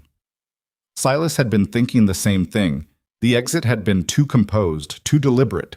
Edmund Ashcroft had not driven 11 days and arrived with lawyers and hired men to walk away from a courtroom and disappear quietly. "Yeah," Silas said. "Probably." "He doesn't accept things," Clara said. "He never has. He just repositions, finds another way to come at it." She finally looked at Silas, directly, the way she'd looked at him that first morning in the doctor's office. "What do we do?" Outside the open windows, Millhaven was loud with the aftermath of everything that had just happened. Inside, in the temporary quiet of the two of them, Silas thought about Edmund's face as he walked out. The recalculation behind the controlled surface. The hired men falling in behind him. "We stay ready," Silas said. It wasn't enough, and they both knew it. But it was true, and in Clara's internal hierarchy, true was worth more than reassuring. She nodded. Down the street, Agnes Murrow was walking toward the meeting hall with Lily in her arms, having decided that the hearing was over long enough ago that she could now find out what had happened. The baby was looking around at the sky with her usual serious expression, the expression she'd been born with and seemed unlikely to outgrow, the one that made her look like she was taking notes. Silas watched them come, the older woman and the small baby moving through the afternoon light, and felt the specific weight of what had just been decided settling onto his shoulders. Not a burden. Something more complicated than that. More like the feeling of a thing that had been uncertain becoming certain. The strange, stabilizing solidity of a choice that couldn't be unmade. Edmund was still in Millhaven. He was still angry in his cold and methodical way. He still had money and men and the willingness to use both. The hearing had been won. The war, Silas understood with complete clarity, was not over. Edmund Ashcroft stayed in Millhaven for 4 days after the hearing. That itself was the first thing that bothered Silas. A man who'd lost, a man who accepted losing, would have ridden out the same day or the next. Pride, if nothing else, would have pushed him back east toward Harrow Creek and whatever version of the story he planned to tell about what happened here. But Edmund stayed, and he stayed visibly, taking his meals in the saloon's front room where anyone passing on the street could see him, walking the town in the mornings with Morse at his shoulder, speaking to people in the particular unhurried way that was less conversation and more inventory. Silas watched this from a careful distance and said nothing about it to Clara, because Clara had spent 3 years learning to read Edmund's behavior, and she didn't need him to translate. She saw it herself. She mentioned it once on the second evening in the tone of someone confirming a suspicion they'd hoped was wrong. "He's not done," she said. "No," Silas agreed. "He's not." She nodded and didn't say anything else, and that was worse, somehow, than if she'd been afraid. The absence of surprise was its own kind of heavy thing. On the 4th morning, Edmund and his men rode east. Silas stood at the edge of the street and watched them go. The 4 horses, the leather satchel across Morse's saddle, Edmund's dark coat, the 2 men behind him, until they disappeared into the flat distance and the dust settled back down. Holt appeared at his shoulder. "You think that's it?" Silas asked. "No," Holt said without any particular drama. "I think that's him going somewhere to arrange something." "When?" "A week, maybe 2. Holt looked at the empty road. "He filed an appeal with Morse before they left. I received the paperwork this morning. He's arguing procedural irregularities in the hearing. Claims Webb didn't allow adequate rebuttal. Claims the annulment was rushed." He paused. "It won't go anywhere. Webb's rulings stand up, but it buys Edmund time and keeps the legal machinery in motion, which is what he wants." "What does he actually want?" Silas asked. "Not legally. Actually." Holt was quiet for a moment. "To not have lost," he said. "Men like him.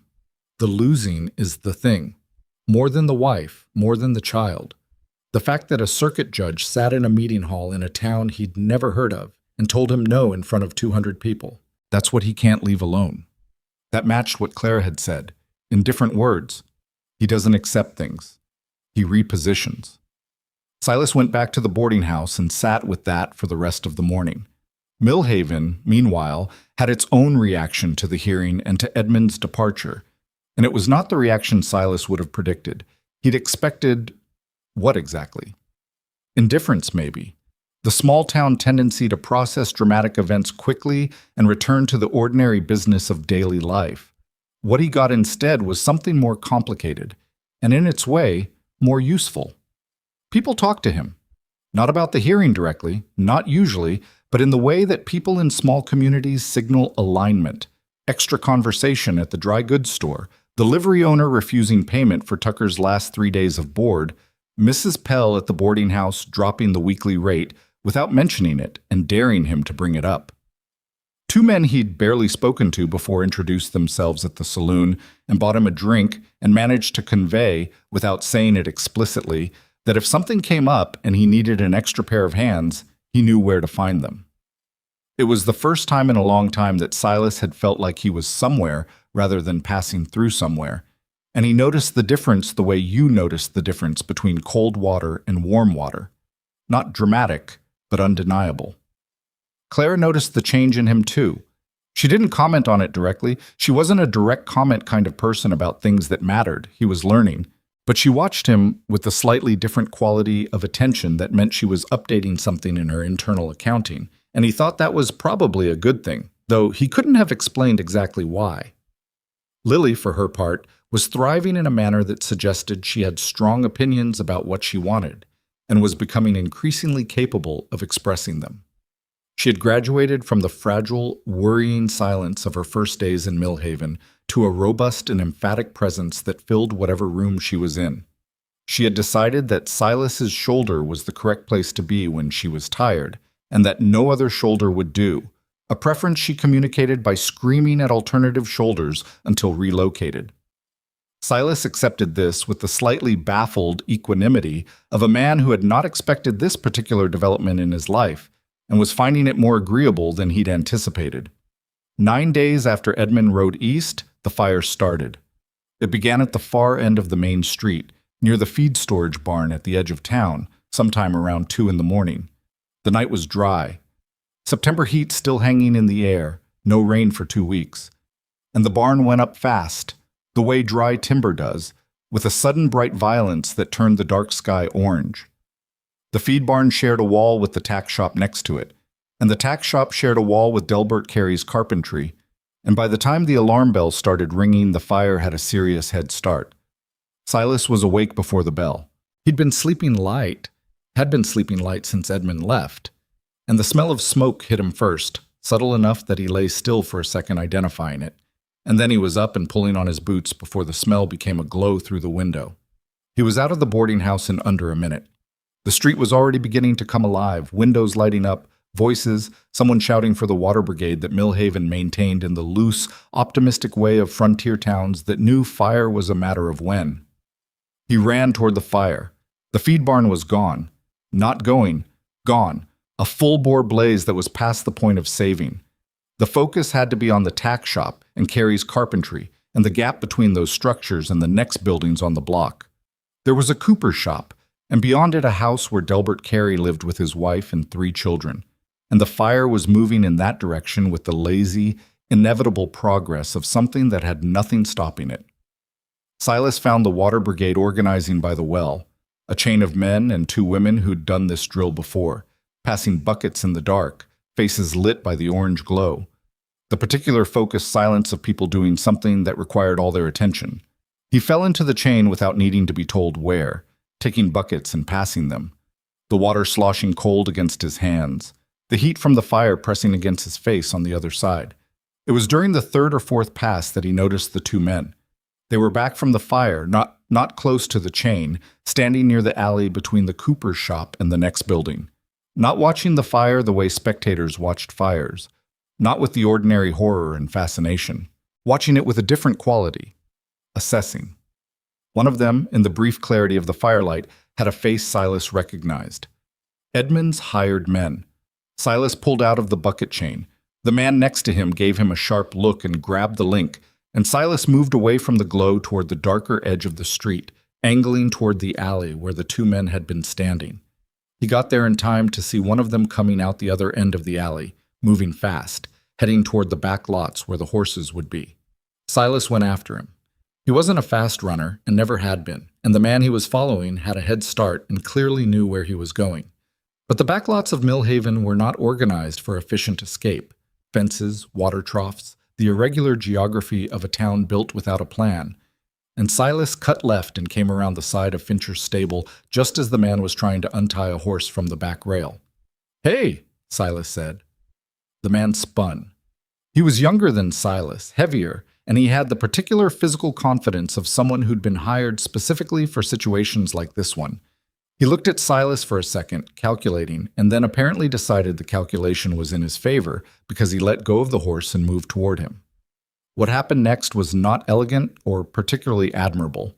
Silas had not been in a serious fight in about 4 years, and he was 35 and not in the kind of shape he'd been in at 25, and the other man was bigger and probably faster. He took a hit he didn't entirely avoid on the left side of his jaw that made lights go bright at the edges of his vision, and he went down on one knee on the hard-packed dirt and had a brief, undignified moment of trying to convince his legs to work.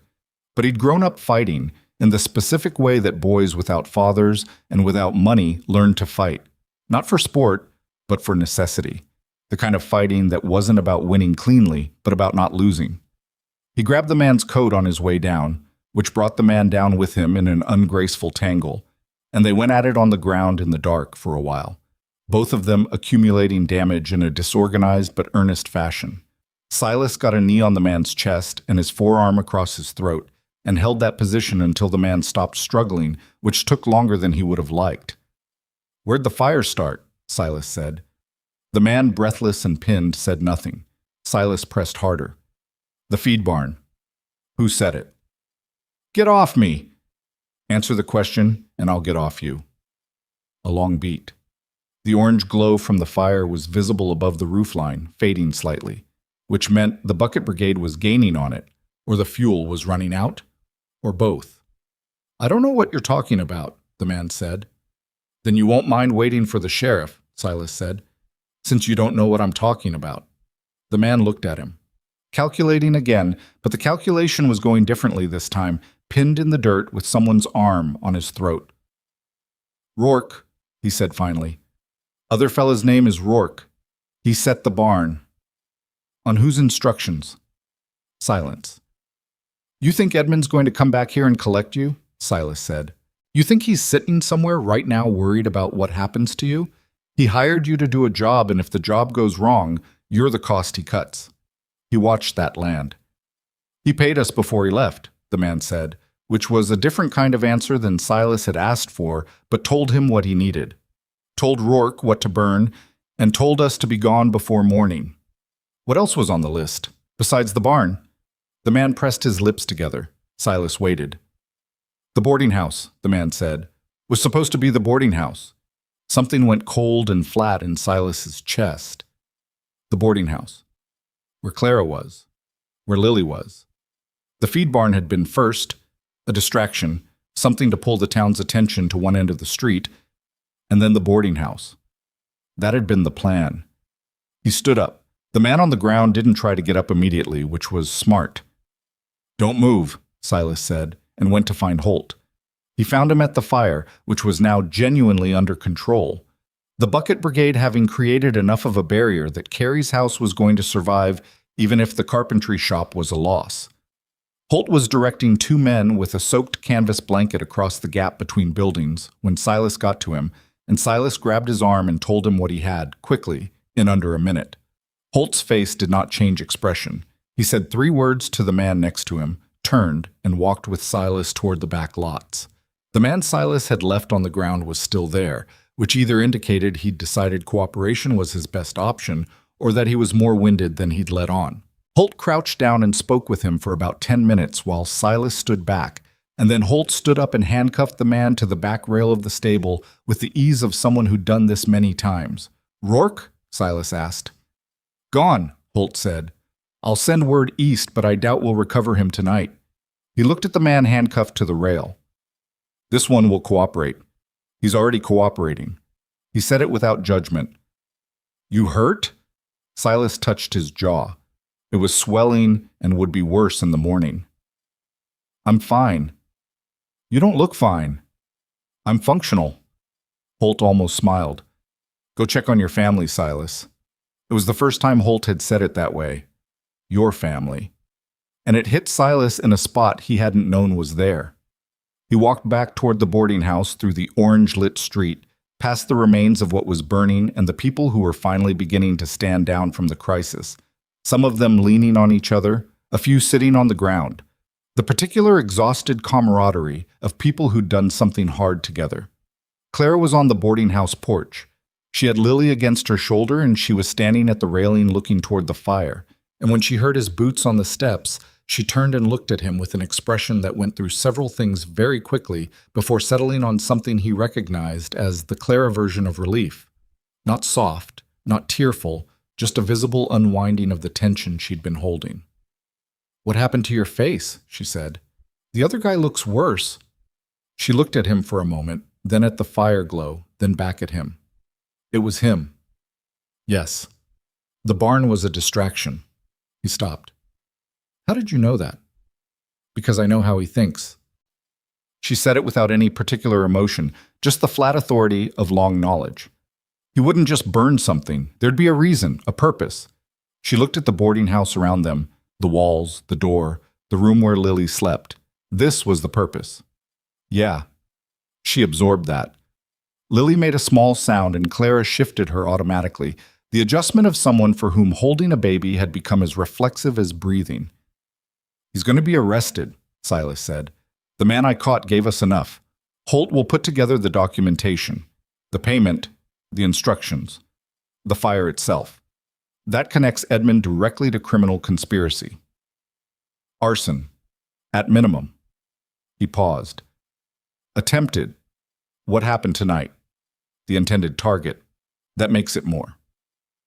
"Will that be enough?" Clara asked. "He has lawyers. He has judges." "He had judges," Silas said.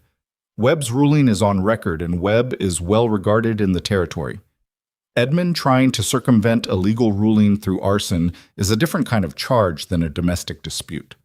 That crosses into territory where even his political connections become a liability instead of an asset, because now anyone who helps him becomes associated with someone who tried to burn a town." Clara was quiet for a moment, thinking that through. "His reputation," she said. "He built everything on it. The land, the influence, the favors people owed him, all of that runs on the idea of him being a serious, powerful, legitimate man." Silas leaned on the railing. The hearing hurt that. He gestured toward the dying glow at the end of the street. "If this gets documented and spread the way it will." "Small towns talk, Clara, and they talk to the next town and the next. This finishes it." She looked at him. "You sound certain." "I'm not certain," he said, "but I think it's true." She looked back at the street. A few people were still out, talking in small groups, processing. Across the way, Delbert Carey was standing in front of his house with his wife, both of them looking at what remained of his carpentry shop, and his wife had her hand on his back in that particular way that didn't try to fix anything, just said, "I'm here." "Silas," Clara said. "Yeah." She didn't look at him when she said it. She looked out at the street. "I want you to know that I know what you've given up, staying here, fighting this." She paused. "I know you were going somewhere when you found us, or going away from something maybe. I know you didn't plan any of this." "No," he said, "I didn't. And I want—" She stopped, started again, more carefully. "I don't want you to feel like you're trapped here, like the marriage and the legal situation and all of it. I don't want you to feel obligated by—" "Clara, I'm trying to say something." "I know, but you don't need to say it." She finally looked at him, the measuring look, but softer at the edges than it used to be. Less wariness in it, and more something else that she hadn't named and he wasn't going to name for her. "I'm not trapped here," he said. "I want to be clear about that. You might feel different in a year." "I might," he said, "but I don't think so." She held his gaze for a moment. Then she looked down at Lily, who had fallen asleep against her shoulder with her usual total commitment, her small fist curled against Clara's neck. "She did it again," Clara said, quieter. "Fell asleep on me during a crisis." "She's got good instincts," Silas said. "Knows when the danger's past." The documentation came together over the following week with a thoroughness that Holt described as satisfying. The man from the stable, his name turned out to be Cole, and he was 24 years old and had taken Edmund's money without knowing the full scope of what he was signing on for, or so he said, and Holt was inclined to believe it to a limited degree. Gave a detailed account. He had dates, amounts paid, specific instructions relayed through Rourke. He had a letter, folded into his boot, that Edmund had given Rourke with the instructions, intended to be destroyed afterward, but not yet destroyed, because Rourke had left in a hurry and the letter had been in Cole's possession. The letter didn't mention the boarding house by name. It mentioned the secondary target and maximum disruption and the need to ensure the operation was complete before departure. It was the kind of careful language that tried to leave room for interpretation and left none. Holt sent copies east along 3 separate routes: to the territorial authorities, to a newspaper in the largest city in the territory, and to Judge Webb's court directly. He sent them with a cover letter that laid out the timeline from Clara's arrival in Millhaven through the hearing through the fire, with every piece of documentation attached. It was, as he told Silas when he handed over the copies, the most paper he'd generated in a single case in his career. "Will the newspaper publish it?" Silas asked. "The editor owes me a favor, and he also loves a story where the rich man turns out to be exactly as bad as you'd expect," Holt said. So yes, what happened in the weeks following was not dramatic in the way the fire had been or the hearing had been. It was the slower, less visible drama of a reputation dismantling itself under the weight of documentation. The newspaper story ran and was picked up by 2 other papers in the territory. The territorial authorities opened a criminal inquiry. 3 of Edmund's political connections publicly distanced themselves from him, which was its own kind of statement. 2 of the judges in Harrow County who'd ruled consistently in Edmund's favor suddenly found themselves the subject of ethics inquiries, which had apparently been building for some time and needed only a reasonable excuse to surface. Judge Webb, processing Holt's documentation, issued a formal adoption order granting Silas legal paternity of Lily with a directness that suggested he'd been looking for an opportunity to do something decisive, and Holt had handed him one. The paperwork arrived at the Millhaven Sheriff's Office on a Wednesday afternoon, and Holt brought it to the boarding house personally and handed it to Silas without ceremony. Silas looked at the document for a long time. Legal adoption of the infant Lily, formerly Ashcroft, hereby recognized as Lily Boone, the county seal. Webb's signature, slanted and decisive. He set it on the table. Clara was across from him. She'd read it over his shoulder and was now looking at him with an expression he'd stopped trying to fully decode. Too many things in it at once, and some of them he suspected she hadn't sorted out herself yet. "Lily Boone," he said. "Lily Boone," Clara agreed. A pause. "She's going to be a handful," he said. "She already is," Clara said. "You just don't see it yet because you're the one person she's decided to cooperate with." "She doesn't cooperate with me. She tolerates me." That's high praise from her, actually. It was the kind of exchange that wouldn't have happened between them a month ago. Easy, a little wry, with the shorthand of people who'd been living alongside each other long enough to have developed a shared vocabulary of the ordinary. He noticed it without pointing it out. The formal criminal charges against Edmund arrived in Millhaven by letter 3 weeks after the fire. Arson. Conspiracy to commit arson. Conspiracy to intimidate parties involved in an active legal proceeding. The territorial prosecutors, who, it turned out, had his own history of grievances with Edmund that the current situation had provided an opportunity to act on, had constructed a substantial case, and Edmund's lawyers had apparently determined that fighting it publicly would be worse than a negotiated resolution. Edmund never came back to Millhaven. He withdrew the appeal on the hearing. He withdrew every outstanding legal claim to Clara and to Lily. He did it through Morse, in writing, delivered to Holt's office, without any accompanying letter or communication. Just the documents, signed, the claims relinquished in the dry language of legal withdrawal, which was in its own way the most eloquent thing Edmund Ashcroft had ever communicated about who he really was. That when the system he'd been using as a weapon was turned against him, his instinct was not to face it, but to fold and find somewhere else to go. Holt told Silas about it on a Tuesday morning. Silas was at the livery, helping with a fence repair that he'd been doing on and off for the past few weeks, because the livery owner had more work than he could manage alone, and Silas had found that he liked the work. The physical, concrete satisfaction of fixing something that was broken and seeing it stand up straight afterward. He set down the hammer when Holt told him. "That's it?" he said. "That's it," Holt said.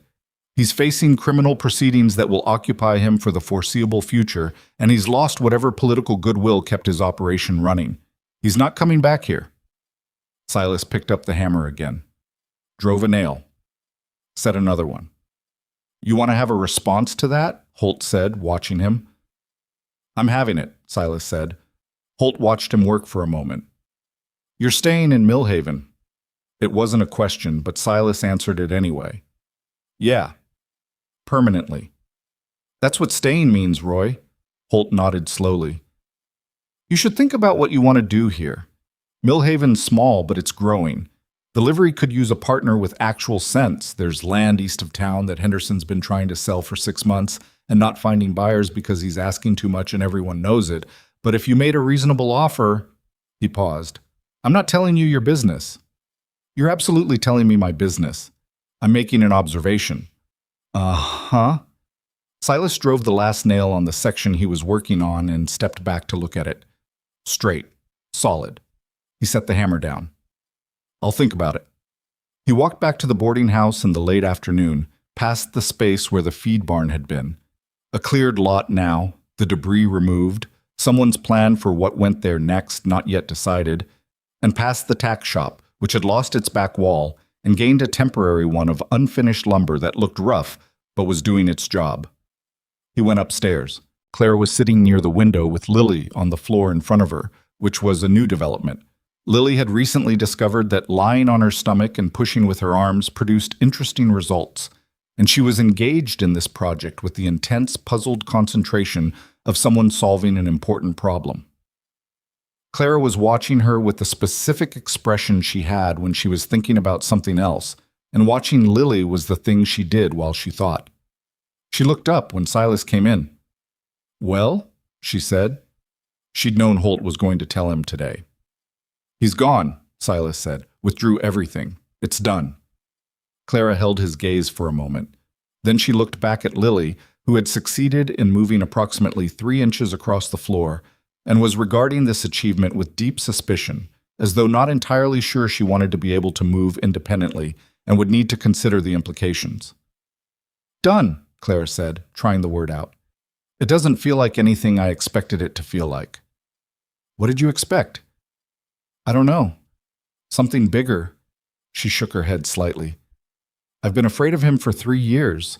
I've been building up to this, to him being gone, for 3 years. And now you're telling me it's a piece of paper and a Tuesday afternoon. Yeah, Silas said. That's usually how things end. She was quiet for a moment. Then something in her shoulders settled. Not dramatically, not all at once, but the way something settles when it's been held up by an external force for a long time, and the force finally stops. A slow, complete release. On the floor, Lily pushed with her arms again, and moved another inch and looked up at both of them as if expecting commentary. She wants an audience, Clara said. She always wants an audience, Silas said, and crouched down on the floor at Lily's level, close enough that Lily could see his face, which she apparently found satisfactory because she immediately turned her attention back to the serious business of moving across the floor.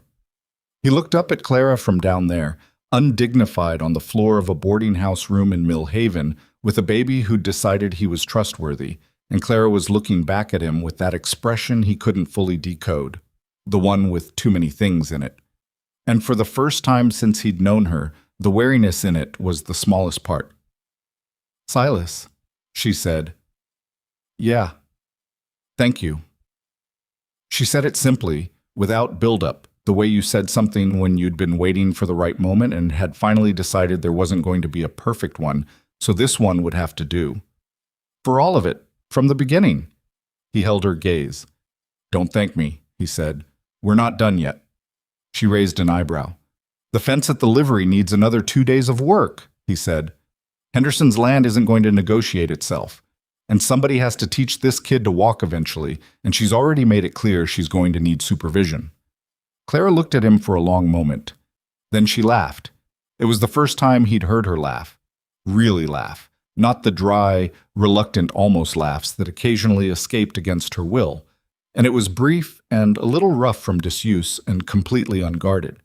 and it changed her face in a way that made him look at her the way people looked at things they hadn't fully seen before. She stopped laughing and saw him looking and looked back, and neither of them said anything for a moment. Lily, indifferent to all of this, moved another inch across the floor and made a sound of profound personal satisfaction. The Henderson land turned out to be less of a bargain than Holt had implied, and more of a project than Silas had anticipated, which was fine because he'd been looking for something to do with his hands. It was 40 acres east of town, flat in the middle and rising slightly toward the north end, where a line of cottonwoods marked a seasonal creek. The house on it was a two-room structure that had been standing for about 8 years and looked every day of it. The roof sagged on the eastern side. The porch steps had rotted through, and whoever had built the chimney had done so with more optimism than skill. But the bones were there, and the land itself was good. And Henderson, faced with a reasonable offer delivered without apology, accepted it on a Thursday afternoon with the slightly stunned expression of a man who'd been asking too much for too long and had almost forgotten what yes felt like. Silas told Clara about it that evening. She stood in the doorway of the boarding house room and looked at him with her arms crossed and her head tilted, the expression she had when she was working something out. "You bought land," she said. "I did. In Millhaven." "That's where the land is, yes." She was quiet for a moment. "You didn't ask me." He'd thought about that. He'd gone back and forth on it for 2 days before making the offer. "It's your decision whether you want to live on it," he said. "That part I'm asking. The land I can use either way." She looked at him for a long time. Outside, the evening was coming in cool for the first time since summer, the first real suggestion that October was serious about arriving. "Show me," she said. They went the next morning, the three of them. Clara with Lily on her hip, Silas leading Tucker along the track east of town. The walk was about 20 minutes, and Lily regarded the cottonwoods with the intense suspicion she brought to all new phenomena. And Clara walked through the 2 rooms of the house without saying anything, touching the walls in places, testing the floor with her foot near the sagging section, looking up at the roofline from outside. Then she stood in what would be the front yard, if someone committed to it being a front yard, and looked at the flat land running south toward town. "The roof has to be fixed before winter," she said. "I know. And the porch steps are a hazard. Also know that. The second room is too small if—" She stopped, recalibrated. "If the family grows." He looked at her. She was looking at the land, not at him, her jaw set in the particular way it got when she was saying something that required more courage than it appeared to. "We could expand it," he said carefully. "Add on the back." "Could you do that?" "I've built worse." She finally looked at him, and the expression on her face was the one he'd never fully decoded. Still too many things in it, but the proportions had been shifting over the past months, the wariness continuing its long retreat, something else taking up more of the space. "Okay," she said. "Okay, we're moving in, or okay, the back addition is a good idea?" "Both," she said, and walked back inside to take another look at the dimensions of the second room, leaving him standing in the would-be front yard with Tucker and Lily, who pointed at a cottonwood with one authoritative finger and said something that was not yet a word but clearly intended as a statement. "Yeah," Silas told her. "I see it." They moved to the Henderson place in early October, which was perhaps not the wisest timing given the state of the roof, but the boarding house had been generous long enough and Mrs. Pell was too polite to say so, and they all knew it. Silas had the worst of the roof repaired. Not perfectly, not yet, but weather-tight. And the porch steps replaced, and a proper door hung on the second room, and they brought their things from town in 2 trips on Tucker and a borrowed cart. Their things turned out to be less than either of them had expected. Clara had arrived in Millhaven with a satchel. Silas had arrived with what he could carry on a horse. In the months since, they'd accumulated 2 good chairs, a table that Delbert Carey had built as a belated thank you for Silas's help during the fire, Lily's cradle, a set of dishes, 3 blankets, and a collection of small items that had accrued without planning. A tin of buttons Agnes had given Clara, a carved wooden horse that the livery owner's son had made for Lily, a battered copy of a poetry anthology that Silas had bought at the dry goods store on a slow afternoon and left on the table, and Clara had started reading, and neither of them had discussed who it belonged to. Standing in the front room of the Henderson place, with all of it arranged, it didn't look like much. but it looked like theirs, which was a different category entirely. Agnes Murrow came out the first Sunday and pronounced the roof adequate, and the kitchen arrangements insufficient, and left behind a cast-iron pot that she claimed she had no use for, which was not true, but which neither Silas nor Clara chose to argue. Dr. Murrow came with her and spent 20 minutes pointing out structural improvements with the authority of a man who had strong opinions about construction and no practical experience with it, and Silas listened politely and did what he was going to do anyway. Holt came for dinner one evening in November and sat at the table Carrie had built and ate Clara's cooking, which had turned out to be considerably better than Silas's, and drank the coffee, which had turned out to be considerably better than his own, and said very little but looked around the room with the quiet satisfaction of a man reviewing an outcome he'd had a hand in. "You're good here," he said to Silas at the door when he was leaving. Not a question.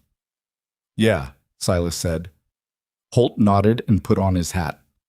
"Don't let the roof go another season without proper work." "I know, Roy. I'm serious, that east slope. I know." The winter was hard in the way Dakota winters were hard. Not cruel exactly, just indifferent, the cold settling in with the thoroughness of something that had always been there and would always be there and did not particularly register the presence of human beings trying to stay warm inside their buildings. The roof held. The chimney, which Silas had rebuilt section by section through October, drew properly. The nights were long and the house was small, and the three of them were in close quarters in a way that could have been difficult and was sometimes awkward, and turned out, on balance, to be something else. They learned each other's rhythms. Clara was a morning person in the specific way of someone who'd spent years waking early because sleeping late wasn't safe, and she'd kept the habit even now that the reason for it was gone. She was up before the light, and the coffee was made before Silas's eyes were fully open, and he'd come out of the bedroom to find her sitting at the table with Lily in her lap going over whatever she was reading. She'd borrowed every book Millhaven had available and worked through them with an appetite that reminded Silas of someone who'd been told for a long time that they didn't need that particular thing. Silas was not a morning person, but he became functional quickly, which Clara had originally found suspicious and eventually accepted as true. He was better in the evenings, settled, less provisional, more likely to say what he was actually thinking rather than what seemed appropriate. Clara had learned to wait for the evenings for the conversations that mattered. Lily was not interested in anyone's rhythm and was developing opinions about everything with an intensity that suggested she would be exhausting and magnificent in roughly equal measure. She walked at 11 months. Not gracefully. She fell down constantly, with an expression of profound personal offense each time, as though the floor had done it on purpose, but with a determination that brooked no alternative. Silas was in the yard fixing the fence line when Clara called him in, and he came inside to find Lily standing in the middle of the room, slightly swaying, looking at him with the expression of someone who had accomplished a thing and required acknowledgement. He crouched down a few feet away. "Come here then," he said. She walked to him, 4 steps, listing slightly to the left, and then she grabbed his coat lapels with both hands and steadied herself and looked up at him from extremely close range with those serious eyes.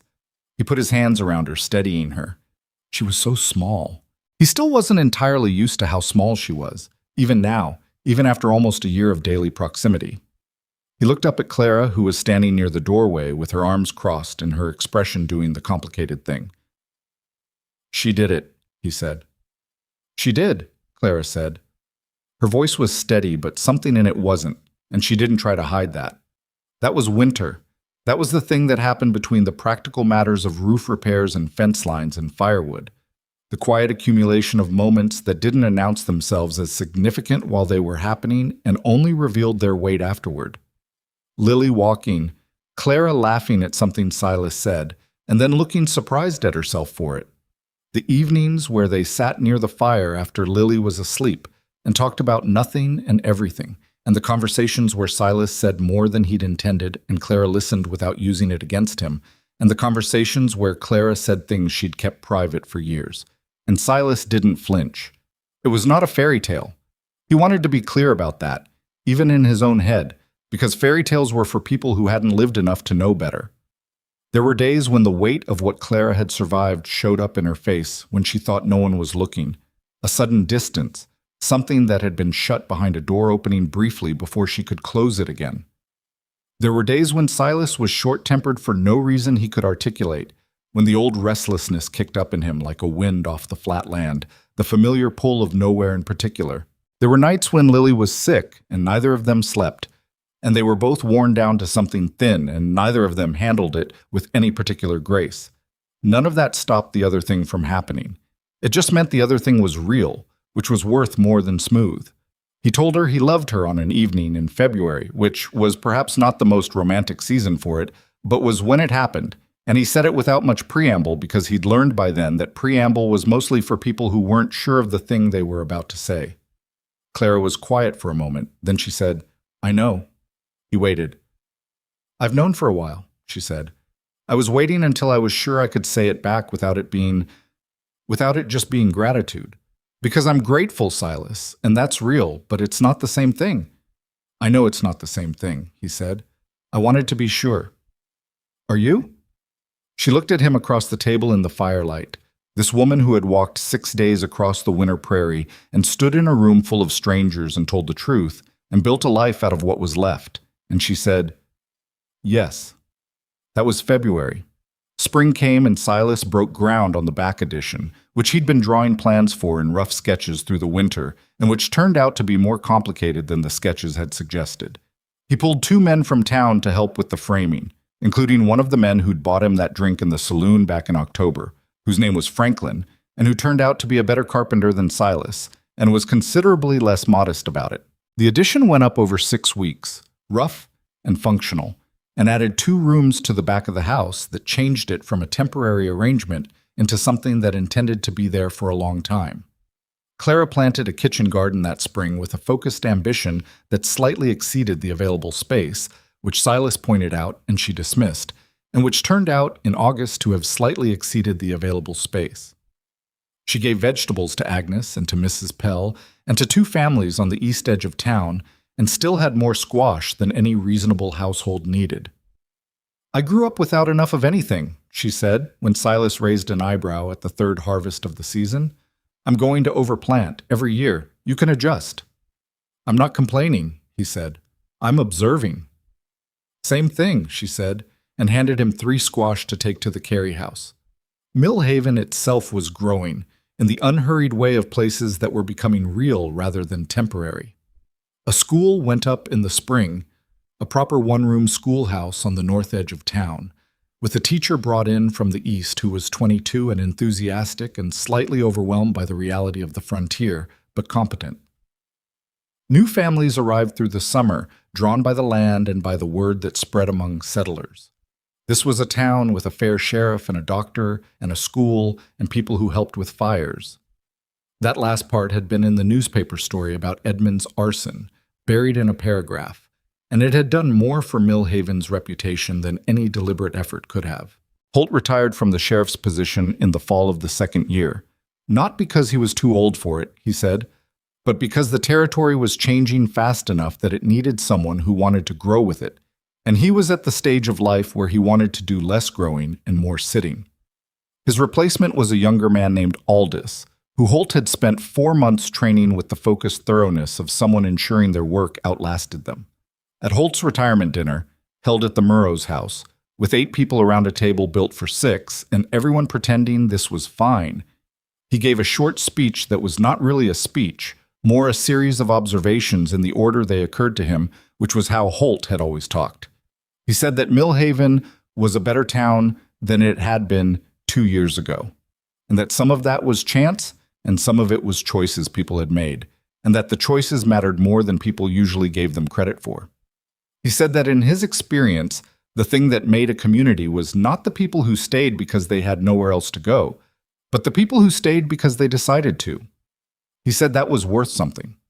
He looked at Silas when he said it, not pointedly, just looked, the way old men looked at things they were glad about. Silas raised his glass. Holt raised his back. Clara, beside Silas, put her hand on the table near his, not on it, near it, and he turned his hand over, and that was that. Lily turned 2 in the spring of the 3rd year, a fact that seemed impossible and inevitable at the same time. She was a person now in a way that babies weren't quite yet. specific, opinionated, with a particular set of preferences and a strong sense of justice that expressed itself loudly when violated. She had decided that Silas was for outdoor things and Clara was for indoor things, and she navigated between them accordingly, which meant Silas spent more time than he'd anticipated supervising a small person's relationship with chickens, fence posts, puddles, and the structural integrity of anthills. He did not mind this. That was the thing he couldn't have predicted, from the vantage point of the man he'd been before all of this. How thoroughly he would not mind it. The daily, repetitive, unglamorous weight of being responsible for another person. He'd spent 35 years responsible for no one but himself, and he'd thought of that as a kind of freedom, and in some ways it had been, but it was also, he could see this now, looking back, a kind of smallness, a life that fit only one person because only one person was in it. This life didn't fit cleanly. It was too full for that. It required negotiation and patience and the willingness to be wrong and say so, and there were days when it was genuinely hard in ways he hadn't been prepared for. But it was full. That was the word that kept coming back to him. Full. Clara was expecting their second child by the time Lily turned 2. She told him on an evening in March, sitting at the table with the directness that was the most consistent thing about her, watching his face for his reaction with the wary habit of someone who'd learned to read faces before speaking. He looked at her for a moment. Then he said, "We need to finish the addition." She laughed. That laugh, still a little rough, still slightly surprised by itself, and said, "That's what you're thinking about." "I'm thinking about several things simultaneously," he said. "The addition is the actionable one." She reached across the table and took his hand and held it, and didn't say anything, which was sometimes the right thing. "Are you scared?" she asked after a while. "Yes," he said, without hesitation, because that was true and she deserved the true answer. "But I was scared when I bought the land, and I was scared when I fixed the roof, and I was scared the first time Lily got sick and I didn't know what to do." He paused. "Being scared doesn't change the direction." Clara held his gaze. "No," she said, "it doesn't." Their son was born in October, in the back addition, delivered by Dr. Murrow, with Agnes supervising, and Silas in the outer room with Lily on his lap, listening to sounds he found extremely difficult to remain calm about. The boy was healthy and loud and had Silas's jaw and Clara's eyes and an opinion about everything from the first hour of his life. They named him Thomas, after Clara's father, the schoolteacher from Ohio. Lily inspected him with the thoroughness of a property owner reviewing a new tenant and declared him acceptable, which Agnes reported to Silas as though it were the most reasonable thing that had happened all day. There is a particular kind of life that doesn't make sense from the outside, that looks, to anyone reviewing its origins, like it shouldn't have worked. Too much strangeness at the start, too much built on necessity rather than choice, too many reasons it could have gone another way. People who heard the story of how Silas and Clara came to be in that house on the Henderson land tended to focus on the dramatic parts. The hearing, the fire, Edmund's collapse. Those were the parts that made narrative sense, that had a shape people recognized. But the people who actually knew them, Holt, the Murrows, Franklin the carpenter, the families who'd become part of the texture of their daily lives over the years, they knew that the real story was the other parts. The conversation in the boarding house room in October. The morning Lily walked. The February evening and what Clara had said.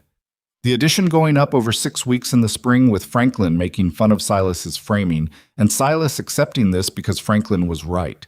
The kitchen garden that was always too large and always gave away the excess to whoever needed it. Those were the parts that didn't make it into anyone's telling, but they were the load-bearing parts. The parts that actually held the thing up. Lily Boone grew up on 40 acres east of Millhaven with a father who was not her father by blood, and was her father in every way that mattered, a fact she understood earlier than most people would have expected and carried with the particular clarity of a child who has never been given any reason to think the world needed to be explained to her gently. She knew the story of how Silas found her mother. She knew it the way children know the foundational stories of their family, not as history, but as identity, as the explanation of why things are the way they are. When she was 7, she asked Silas about it. They were in the yard, fixing the fence again, because the fence required fixing approximately every 18 months, and Silas had accepted this as one of the permanent features of the property. "Were you scared?" she asked. "When you found us." He straightened up, looked at her. This person who had been a starving, crying weight against his chest on a dark prairie ride, who was now a 7-year-old with her mother's eyes and a strong interest in the structural properties of things. "Yeah," he said, "a little. But you stopped anyway." "Yeah." She thought about this with the seriousness she brought to most things. "Why?" He put down the hammer and sat on the fence rail, which creaked but held. "Because you were there," he said, "and I was there, and I could do something about it." He paused. "You stop when you can do something, and you'd regret it if you didn't." She considered this. "What if you'd kept riding?" "Then I'd still be riding somewhere," he said, "and I'd be less." She looked at him with the expression she had when she was filing something. Then she picked up the hammer he'd set down and handed it back to him, because the fence wasn't going to fix itself, and they both knew it. That was Lily. That was how she was made, from all of it, from the prairie and the fear and the long recovery and the hearing and the fire and the difficult winter and the February evening and every ordinary day that came after. She was made from her mother's endurance and her father's willingness to stop. And she carried both those things forward in the specific way that people carry forward what they've been given. Not perfectly, not without loss, but genuinely. The years settled into each other with the comfortable weight of a life being lived rather than survived. Thomas grew into a boy who was loud where Lily was quiet, physical where she was cerebral, constantly in motion in a way that Clara said reminded her of no one she could identify. And Silas privately thought reminded him of himself at that age, though he kept that to himself. A third child came when Thomas was 4, a girl they named Ruth, who arrived with the placid, observant temperament of someone who'd assessed the situation in the womb and decided to approach it methodically. The business Silas had started modestly, buying and selling horses, which he knew, with some freight work alongside, had grown into something more substantial. He'd brought Franklin in as a partner on the freight side, which had required significant negotiation about whether Franklin's opinions about operational efficiency needed to be shared as frequently as he felt they did, and had resulted in an arrangement that worked well and which both of them complained about regularly as a form of respect. Millhaven became a proper town. It happened gradually, the way it always did. More buildings, a second doctor, a larger school. The railroad spur that came through in the 5th year and changed everything about what was possible. Silas watched it happen with the particular satisfaction of someone who'd been there before it was finished, who remembered what it had been and could measure what it had become. He was not a sentimental man. He would have said that about himself, and the people who knew him would have agreed and then quietly amended it. He was not expressive, which was different. He felt things deeply and processed them slowly, and occasionally arrived at something he wanted to say about them years after the fact, which Clara had come to recognize and simply wait for. He said it to her one evening in the fall of the 7th year. The children were in bed, all 3 of them, a logistical achievement that never felt entirely reliable. And they were sitting on the porch that had been rebuilt properly in the 2nd year and had a good railing now and 2 chairs that faced the flat dark of the land running south toward town. "I've been thinking," he said. "I know," she said. "You've been quiet all day." "I've been thinking about what Holt said at his retirement dinner." She waited. "About the people who stay because they decide to," he said. "I think he was right about that. I think choosing is the thing. It's not that I ended up here. It's that I decided to." He looked out at the dark, every part of it, not just at the beginning, every day, every year. "I keep deciding." Clara was quiet for a moment. "I know," she said. "Does that mean something to you?" She turned to look at him, and in the low light from the window she had that expression, the one he'd spent 7 years learning to read and had mostly learned, the one that was still sometimes too full for any single interpretation. "It means everything," she said. "You know that." He did know that. He'd known it for a long time. He said it anyway because some things were worth the words. They sat on the porch until the cold pushed them inside, and the stars over the Dakota Territory were the same stars they'd always been. Indifferent, enormous, with no particular opinion about the small lights in the farmhouses below them. But the people in those houses were choosing every day to be there. That was the thing the land didn't tell you and couldn't take away. Silas had ridden past dying men, past burning homesteads, past women screaming into empty sky. He knew what the frontier asked of you and what it didn't care about giving back. He also knew, now, the one thing it couldn't give you and couldn't take: the decision to stop. To put your hands on something broken and say, "This is mine to fix." To look at a person the world had discarded and say, "I see you." To build a life not from what was given, but from what was chosen, day after day, in the ordinary work of showing up. He had not been a good man when he started. He'd been a complicated man, shaped by hard years and hard choices, carrying the particular damage of a life lived mostly alone. He was still complicated. He was still, on his worst days, a man with a short temper and a long memory and too much pride about the wrong things. But he had stopped when it mattered. He had stayed when staying was hard. He had chosen and kept choosing, and the choosing had made something that neither the prairie, nor the years, nor Edmund Ashcroft, nor any of the rest of it could touch. Inside the house, one of the children called out in sleep and went quiet again. Clara stood and put her hand briefly on Silas's shoulder as she passed. That easy, unremarkable contact of people who'd been close long enough that touch had stopped being a statement and become just another language, and went inside. He stayed on the porch a little longer, in the dark and the cold, listening to the wind come off the grass, the same wind that had been there the day he rode past. The same indifferent, pushing wind. He had made different things of it than he'd expected. That was enough. That was, in the end, everything.